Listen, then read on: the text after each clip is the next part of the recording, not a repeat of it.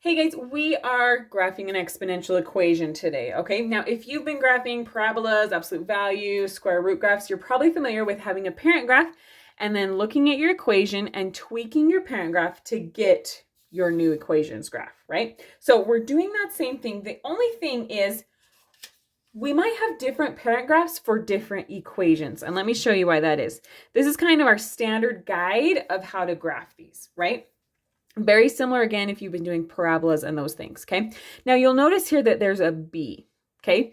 Meaning there can be different numbers there. In this equation, it's a 2, but there could be different numbers. And depending on what that number is, will change what your parent graph looks like. Now, of course, it's still going to be the same general shape, but it's going to be a little bit different, right? So what we are going to do here is we are first going to graph this guy. 1/2 times 2 to the power of x, okay? And then we're going to do these shifts, okay? So, as you probably remember, if you've been doing the other graphs, this number here being added or subtracted to the x tells me how far my graph shifts to the right or left. You actually do the opposite of the sign. So this means my graph is going to shift to the right 1, okay? The number added or subtracted on the back tells me how far it's going to go up or down. This one we stick with the sign, meaning this graph we are going to shift up 5. Okay, so here we go. We are going to graph our parent graph first, okay, which is going to be y equals 1/2 times 2 to the power of x. Okay, you see how that is just this guy without those numbers being subtracted, right? And then we will apply those, okay? So we're gonna make a table, everyone's favorite thing in math, right? So we're gonna plug in some points for x and find y, okay?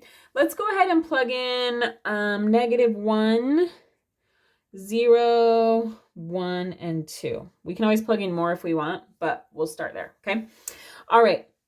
I'm going to plug these in pretty quickly. If you find yourself needing an exponent review, I'll link one in the corner, okay? But let's go ahead and plug in -1 first. So I'm going to have y equals 1/2 times 2 to the power of x. We are plugging in -1, okay? Now, when I have negative exponents, I'm going to move it from the numerator to the denominator, okay? If you're like, what on earth is she talking about? Why does that work? I'll link a video in the corner where I explain why this works, okay? So I'm going to end up with 1/2 times 1/2. This is, I could write to the first there, but that's just 2, right? So when I multiply those, I end up with 1/4, okay? Or 1/4. So when I plugged in -1 for x, I got 1/4 for y, okay? Now I'm going to plug in, hold on, let me give this guy its little area so we don't get confused. Now I'm going to plug in 0. So I'm going to have y equals 1/2 times 2 to the power of x, which we are plugging in 0. Okay, anything to the power of 0 is 1. Okay, so again, if you don't believe me, I'll link a video in the corner. So then I have 1/2 times 1, which just gives me 1/2, right? So when I plugged in 0 for x, I got 1/2 for y, okay? All right, when I plug in 1, I get y equals 1/2 times 2 to the first power, which is just 2, right? When I multiply those, I get 2/2, which is 1, right? So when I plug in 1, I got 1, okay? And then we're going to plug in 2. So I get y equals 1/2 times 2 to the power of 2, okay? 2 to the power of 2 is 4, right? So I get y equals 1/2 times 4. And when I multiply those, I get, oh gosh, guys, pretend I put an equal sign there. I get 4/2, which just simplifies down to 2, right?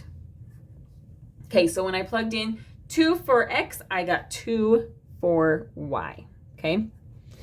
And just so you know, it's not going to be 3, 3, 4, 4. It was 1 and 1 and 2 and 2, but it's not going to keep doing that pattern. That'd be kind of cool, but it's not going to. Okay, so now we're going to plot these points. So I'm going to have -1 and 1/4, which will be about there. 0, 1/2, 1, 1, and 2, 2. Okay, if I were to plug in 3, I would get 4. I know that because I did this problem before, so that'll just help us kind of see a little bit better what this graph looks like. Okay, so it's going to look like this. Exponential graphs get steep really fast. And in this one, it's getting closer and closer to the x-axis, but it's never actually going to touch it. Okay. All right, so now we have this graph, right? That's what this is.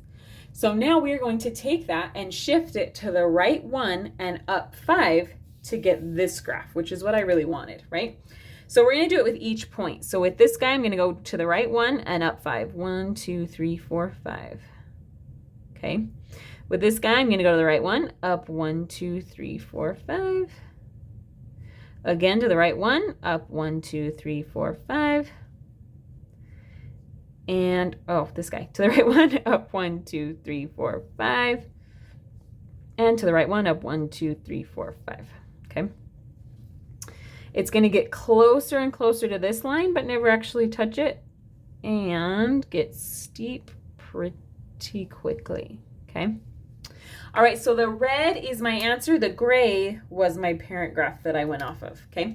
So if you are doing this for your teacher and it's all in pencil, you might want to erase the parent graph or circle your answer, just whatever makes it clear to your teacher that you know which graph is your answer, okay? All right, hopefully this helped. If you need some more examples, I will link a playlist for you. Thanks.